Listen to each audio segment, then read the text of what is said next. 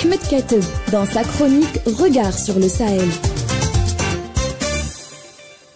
Le Mali de Goïta s'enfonce davantage dans la pénurie de carburant. À Bamako, la capitale, cette pénurie s'observe concrètement avec ces queues interminables de Maliens entassés sur plusieurs dizaines, voire des centaines de mètres, jerrycans à la main pour attendre de recevoir quelques litres de gasoil. Malgré les assurances réitérées de l'Office malien du pétrole, cette situation génère des tensions sur le marché et met en lumière des pratiques de spéculation très fréquentes en l'absence de mécanismes réels de régulation et de contrôle. D'ailleurs, le syndicat malien des acteurs du pétrole et des stations-service a annoncé jeudi 2 octobre la fermeture temporaire de toutes les stations-service du pays en raison d'une rupture grave d'approvisionnement de produits pétroliers.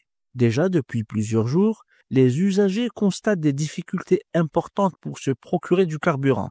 Les stations-service sont fermées, obligeant les consommateurs à des déplacements multiples et de longues attentes dans les points de vente actifs.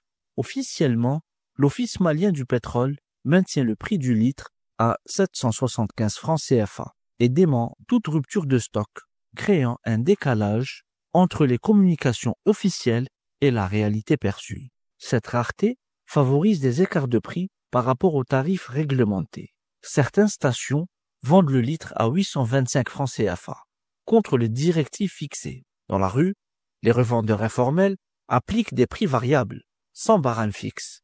En réponse, la Direction générale du commerce, de la consommation et de la concurrence au Mali a déployé des équipes de contrôle pour identifier et sanctionner les contrevenants. Plusieurs facteurs sont évoqués pour expliquer cette tension. Des thèses avancent que des incidents sécuritaires, notamment l'incendie de citernes sur les axes Kayes et Sikasso, auraient contribué à perturber l'acheminement vers la capitale. Afin de limiter ces risques, les forces de défense et de sécurité escortent désormais les convois de ravitaillement. Malgré cela, l'inquiétude demeure parmi les habitants de Bamako. En réalité, le principal facteur est celui de la non-gouvernance du Mali par la clique de Goïta. Sa fuite en avant, ses délires mégalomanes et ses démonstrations de force démagogique ont fini par isoler le pays, renforcer l'emprise des groupes terroristes et déconnecter le peuple malien de ses gouvernants. À bientôt pour une nouvelle chronique.